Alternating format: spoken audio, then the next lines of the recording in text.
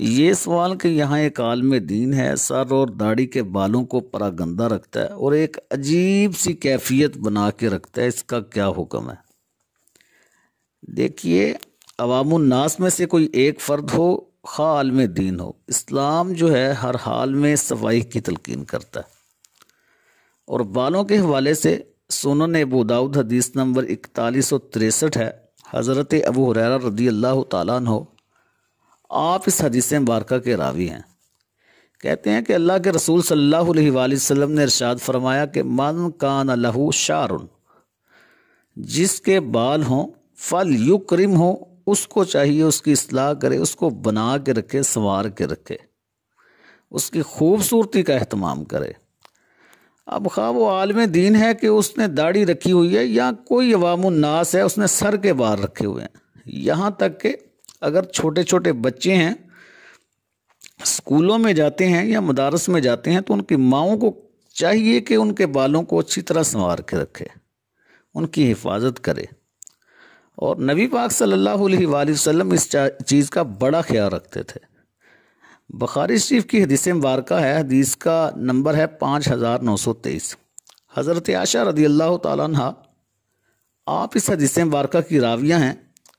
آپ کہتی ہیں کنت اطیب النبی صلی اللہ علیہ وآلہ وسلم، میں خوشبو لگاتی تھی نبی پاک صلی اللہ علیہ وآلہ وسلم کو بِأَطْيَبِ مَا یجد، جو سب سے زیادہ خوبصورت خوشبو ہوتی تھی، حتیٰ آجد وبیس الطیب فی رأسہ ولحیتہ، کہتی ہیں یہاں تک کہ آپ کے سر اور داڑھی مبارک میں وہ خوشبو کی چمک کو میں پاتی تھی، یعنی کہ وہ نظر آتی تھی، یعنی کہ اس کی خوبصورتی بڑھانے کے لیے، اس کی خوشبو بڑھانے کے لیے حضرت عائشہ فرماتی ہیں نبی پاک صلی اللہ علیہ وآلہ وسلم داڑھی میں بھی خوشبو کا اہتمام کرتے تھے۔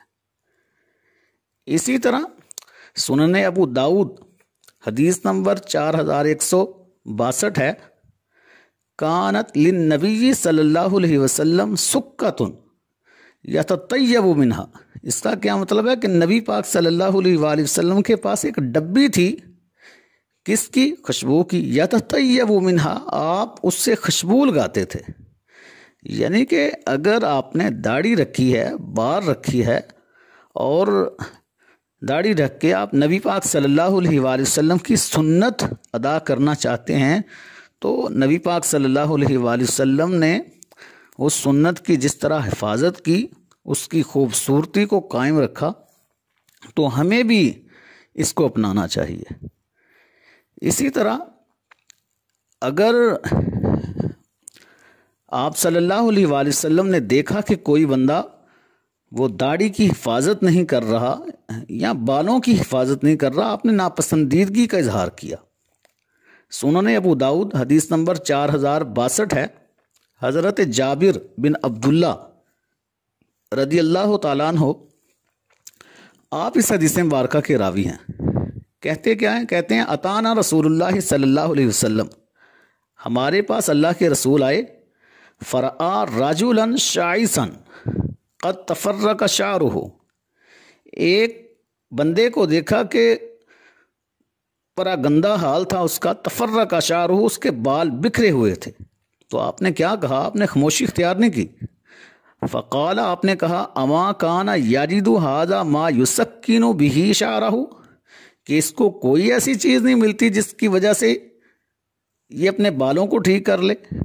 پتہ چلا نبی پاک صلی اللہ علیہ وآلہ وسلم نے ناپسند فرمایا کہ کشادگی کے باوجود اپنے بالوں کو، خواہ وہ داڑھی کے ہوں یا سر کے ہوں، ان کو سنوار کے نہیں رکھتا۔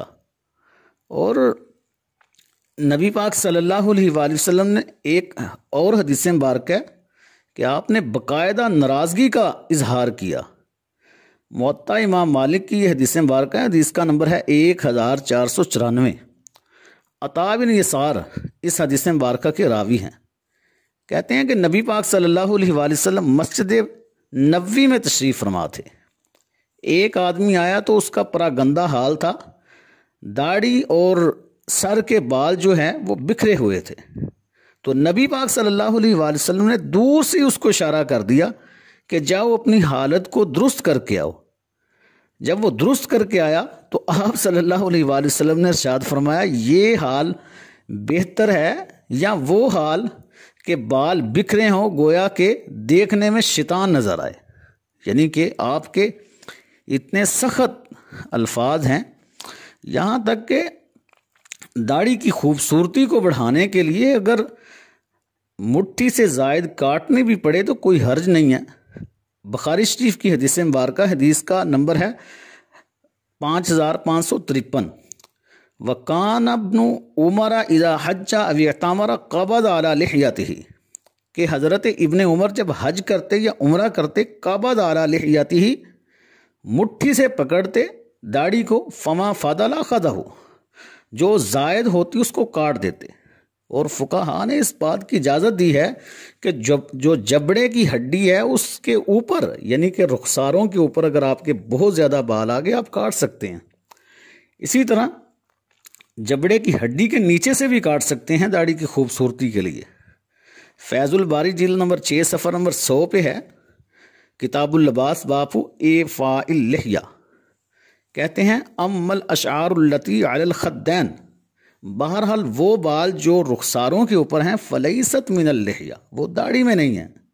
یعنی کہ جو جبڑے کی ہڈی سے رخساروں کے اوپر بال ہوتے ہیں وہ داڑھی کا حصہ نہیں ہوتے لغت کے اعتبار سے.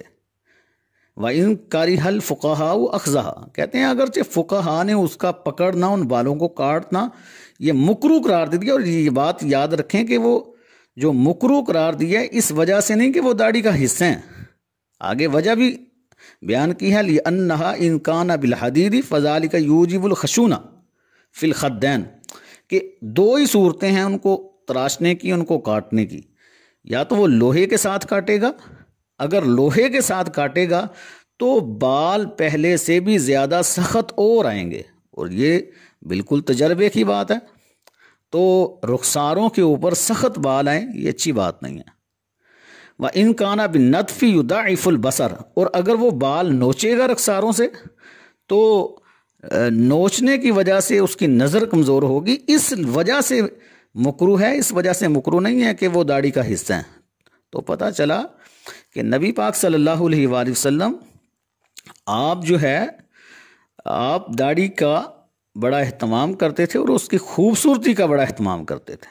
اور آپ صلی اللہ علیہ وآلہ وسلم ناپسند فرماتے تھے اس بات کو کہ انسان کے بال جو ہیں پراگندہ ہوں، بکھرے ہوئے ہوں. اور موطا امام مالک میں تو آپ نے یہ کہا کہ کوئی بندہ اس حال میں آئے کہ اس کے بال بکھرے ہوئے ہوں اور دیکھنے میں وہ شیطان لگے. اور فقہا نے اس بات کی اجازت بھی دی ہے کہ اگر مٹھی کے بعد اس کے بال پراگندہ رہتے ہیں اور وہ کاٹ سکتا ہے اس کی خوبصورتی کے لیے.